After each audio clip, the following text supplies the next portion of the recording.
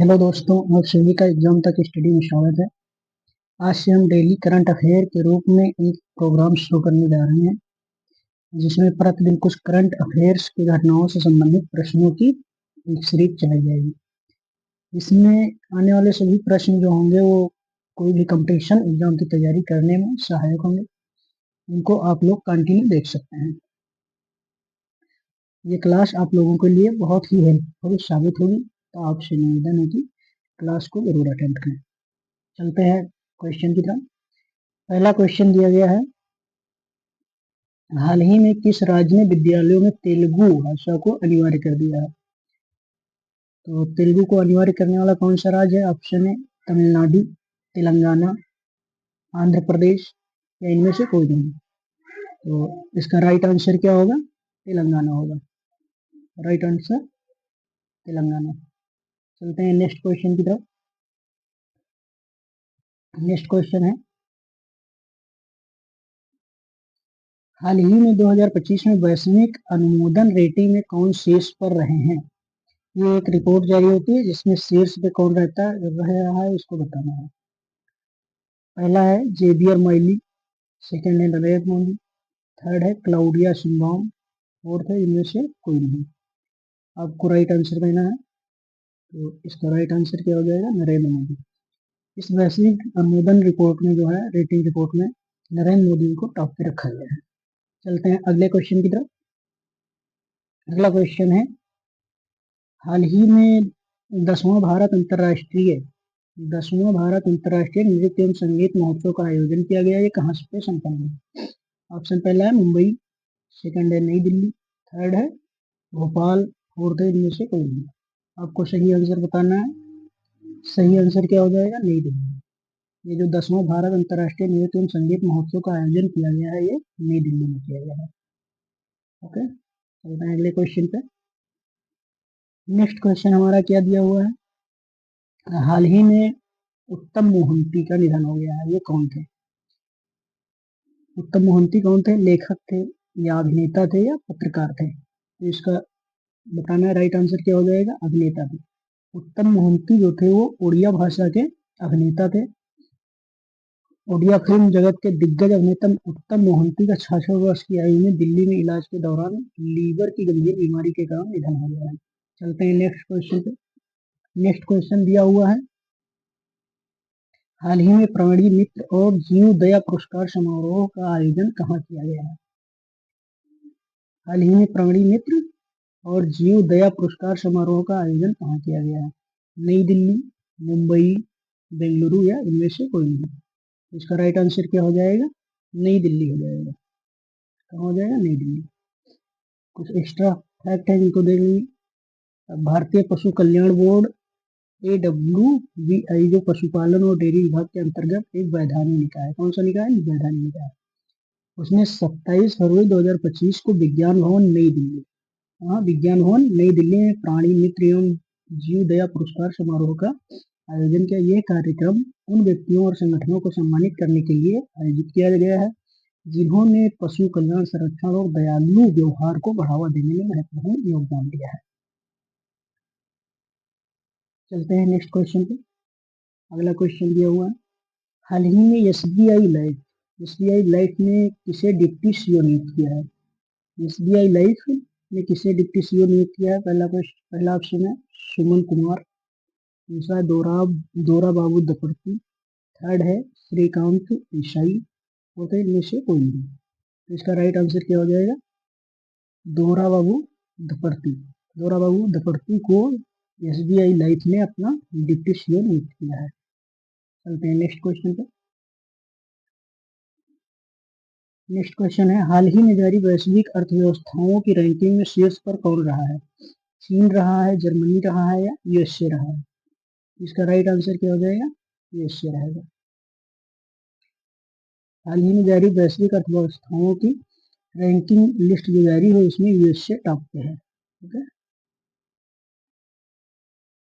चलते हैं अगला। इससे संबंधित कुछ पॉइंट हैं जो देख लेंगे। ग्लोबल 5 पावर रैंकिंग 2025 के अनुसार रक्षा बजट के मामले में अमेरिका शीर्ष पर है। काश पटेल अमेरिकी जांच एजेंसी FBI के निदेशक हैं। कौन है? काश पटेल है। देखिए अगला पॉइंट क्या है। डैन बोंगिनो को FBI का उप निदेशक नियुक्त किया गया है। अगला, पाल कपूर को दक्षिण एशिया के लिए अमेरिकी राजनयिक के रूप में नामित किया गया है। पाल कपूर को दक्षिण एशिया के अमेरिकी राजनयिक के रूप में नामित किया है। तुलसी गब्बार्ड जो है वो अमेरिका के खुफिया प्रमुख नियुक्त की गई। अमेरिका के राष्ट्रपति ने पेपर स्ट्रा पर प्रतिबंध लगा दिया है। इसमें अमेरिका ने इंटरनेशनल क्रिमिनल कोर्ट का प्रतिबंध कर दिया है। इंटरनेशनल क्रिमिनल कोर्ट पर भी प्रतिबंध लगाया अमेरिका ने। अमेरिका में महिला खेलों में ट्रांसजेंडर एथलीटों को प्रतिबंधित किया गया। अब ये भाग इसमें नहीं ले पाएंगे। जो भी ट्रांसजेंडर हो महिला एथलीट के साथ में भाग नहीं ले पाएंगे। चलते हैं अगले क्वेश्चन पर। नेक्स्ट क्वेश्चन दिया है, हाल ही में किसने बनारस लिस्ट फेस्ट अवार्ड 2025 जीता है? तरुण कुमार, राजकमल झा, रमेश कृष्णमूर्ति या इनमें से कोई नहीं। इसका राइट आंसर क्या हो जाएगा? रमेश कमल झा इसका राइट आंसर हो जाएगा। राजकमल झा इसका राइट आंसर होगा। राजकमल झा ने अपने उपन्यास the patient in bed number 12, इनका उपन्यास है the patient in bed number 12 के लिए Ruskin bond fiction book award श्रेणी में बनारस लिस्ट फेस्ट अवार्ड जीता है। कुछ एक्स्ट्रा पॉइंट है जो देखेंगे। समीर कनोडिया को CO of the year award से सम्मानित किया गया है। CO of the year award कौन? समीर कनोडिया। सुनील भारती मित्तल को ब्रिटेन ने मानद नाइटहुड की उपाधि से सम्मानित किया है। एन चंद्रशेखरन को ब्रिटिश साम्राज्य का सबसे उत्कृष्ट आदेश सम्मान मिला हुआ है। हुरुन इंडिया ने डॉक्टर राज पी नारायणम को फिनटेक इनोवेशन के लिए सम्मानित किया है।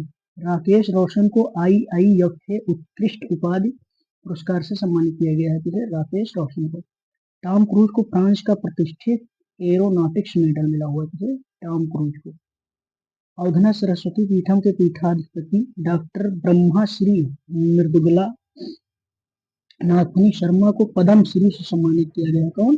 अवधना सरस्वती पीठम के पीठाधिपति हैं जो डॉक्टर ब्रह्माश्री मृदुला नागफनी शर्मा को पद्म श्री से सम्मानित किया गया है। चलते हैं नेक्स्ट पॉइंट। अगला क्वेश्चन है, हाल ही में वन नेशन वन पोर्ट पहल का उद्घाटन किसने किया है? गिरिराज सिंह ने, शिवराज सिंह चौहान ने, सर्बानंद सोनोवाल ने या फिर इनमें से कोई नहीं। इसका राइट आंसर क्या हो जाएगा? Sarbananda Sonowal, option number C हो जाएगा। केंद्रीय मंत्री सर्बानंद सोनोवाल ने हाल ही में one nation one port ONOP पहल शुरू की है। इस पहल का उद्देश्य भारत के प्रमुख बंदरगाहों के परिचालन को मानकीकृत और सुव्यवस्थित करना है। भारत का पहला जलमग्न संग्रहालय कहाँ बनेगा? ये कहाँ बनेगा? महाराष्ट्र में बनेगा। INS गुलदार भारत का पहला जलमग्न संग्रहालय कहाँ बनेगा? महाराष्ट्र में बनेगा।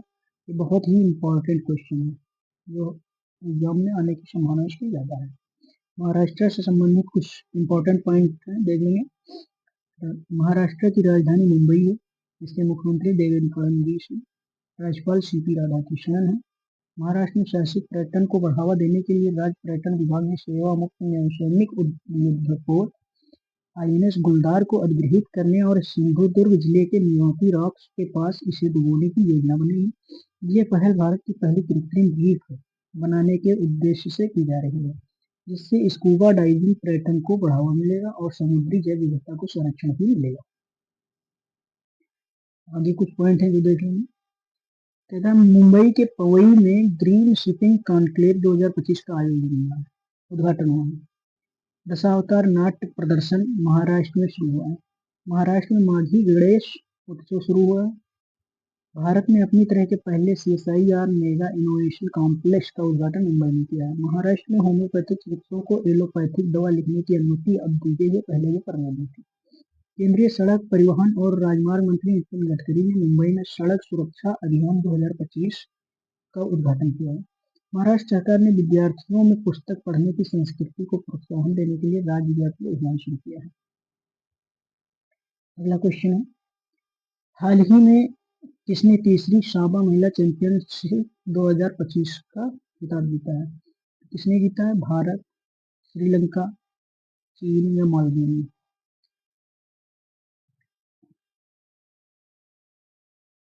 तो ये जीता है भारत ने, अपने प्यारे भारत ने। भारतीय सीनियर महिला बास्केटबॉल टीम ने फाइनल में मालदीव को हराकर तीसरी साबा महिला चैंपियनशिप 2025 जीती है। यह पहली बार था जब भारतीय टीम साबा महिला चैंपियनशिप में भाग ले रही थी। किसको हराया? मालदीव को हराया है। और जीता कौन है? भारत अपना जीता है। चलते हैं अगले क्वेश्चन पर। इससे संबंधित कुछ पॉइंट और हैं, एक्स्ट्रा फैक्ट देख लेते हैं। 2024 में विश्व में सबसे ज्यादा आईपीओ द्वारा फंड जुटाने में भारत पहले स्थान पर रहा है। भारत को अंतर्राष्ट्रीय समुद्री नेविगेशन सहायता संगठन का उपाध्यक्ष चुना गया है। इसका अंतर्राष्ट्रीय समुद्री नेविगेशन सहायता संगठन का उपाध्यक्ष भारत को चुना गया है। भारत व्यापार को मजबूत करने के लिए EFTA डेस्क शुरू करेगा। अगला AI शिखर सम्मेलन भारत में आयोजित किया जाएगा। भारत में 100 गीगावाट से अधिक सौर ऊर्जा उत्पादन करके महत्वपूर्ण उपलब्धि हासिल की है। भारत में मातृ मृत्यु दर में 83% की कमी आई है। भारत सरकार ने विदेशी नागरिकों के लिए नई visa category Ayush visa launch किया गया है। किसके लिए? विदेशी नागरिकों के लिए। भारत विश्व का सबसे बड़ा मोबाइल फोन निर्माता बन गया है, दूसरा सबसे बड़ा। भारत जो है विश्व में दूसरा सबसे बड़ा मोबाइल फोन निर्माता बन चुका है। चलते हैं अगले क्वेश्चन पर। नेक्स्ट क्वेश्चन हमारा दिया हुआ है, हाल ही में किसने चंद्रमा पर पानी का पता लगाने के लिए एक उपग्रह लॉन्च किया है? नासा ने, इसरो ने या स्पेस एक्स ने? इसका राइट आंसर क्या हो जाएगा? नासा हो जाएगा।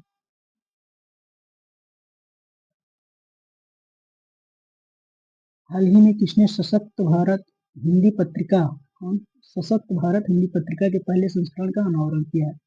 अमित शाह, राजनाथ सिंह, भूपेंद्र यादव। इन तीनों में कौन हो सकता है या इनमें से कोई नहीं? तो इसका राइट आंसर क्या हो जाएगा? राजनाथ सिंह हो जाएगा। Right answer Rajnath Singh. Explanation देख लेंगे।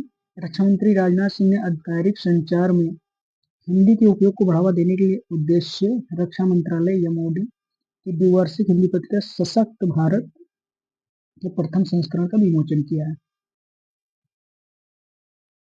चलते हैं अगले क्वेश्चन। हाल ही में राष्ट्रीय विज्ञान दिवस कब मनाया गया है? तो 26 फरवरी, 27 फरवरी, 28 फरवरी या 29 फरवरी कब मनाया गया? ये 28 फरवरी को प्रत्येक ईयर राष्ट्रीय विज्ञान दिवस मनाया जाता है। भारत में प्रतिवर्ष 28 फरवरी को राष्ट्रीय विज्ञान दिवस मनाया जाता है। इस दिन का उद्देश्य विज्ञान और तकनीकी क्षेत्र में भारतीय योगदान को महत्व मान्यता देना और समाज में विज्ञान के महत्व को के प्रति जागरूकता फैलाना है। इससे संबंधित कुछ पॉइंट है जो देख लेंगे। फरवरी महीने में जितने भी कुछ इम्पोर्टेंट डेट जो मनाए जाते हैं वो सब दिए गए हैं। 1 फरवरी को भारतीय तटरक्षक दिवस मनाया जाता है। 2 फरवरी को विश्व अर्धभूमि दिवस मनाया जाता है, बहुत ही इंपॉर्टेंट है और कई बार एग्जाम में आ चुका है। 3 फरवरी को राष्ट्रीय गुमशुदा व्यक्ति दिवस। 4 फरवरी को विश्व कैंसर दिवस, ये भी इंपॉर्टेंट है। 10 फरवरी को राष्ट्रीय कृमि मुक्ति दिवस और अंतर्राष्ट्रीय नदी दिवस है। 11 फरवरी को अंतर्राष्ट्रीय महिला एवं बाल विकास विज्ञान दिवस। 12 फरवरी को डार्विन दिवस, राष्ट्रीय उत्पादकता दिवस, विश्व रेडियो दिवस और 13 फरवरी को विश्व रेडियो दिवस मनाया जाता है। 14 फरवरी को विश्व जन्मजात हृदय रोग दिवस मनाया जाता है। 15 फरवरी को अंतर्राष्ट्रीय बाल कैंसर दिवस। 16 फरवरी को राष्ट्रीय बादाम दिवस। 17 फरवरी को वैश्विक प्रयत्न लचीलापन दिवस। 20 फरवरी को विश्व सामाजिक न्याय दिवस मनाया जाता है। 21 फरवरी को अंतर्राष्ट्रीय मातृभाषा दिवस। 22 फरवरी को विश्व चिंतन दिवस मनाया जाता है। 23 फरवरी को विश्व शांति और समझ दिवस। 24 फरवरी केंद्रीय उत्पाद शुल्क दिवस। 27 फरवरी को राष्ट्रीय प्रोटीन दिवस, अंतर्राष्ट्रीय ध्रुवीय भालू दिवस और विश्व यूनिटी दिवस मनाया जाता है। जिसमें इसमें बहुत इंपॉर्टेंट है वो है 2 फरवरी वाला विश्व आर्द्रभूमि दिवस 2 फरवरी को, और 4 फरवरी वाला बहुत ही इंपॉर्टेंट है विश्व कैंसर दिवस।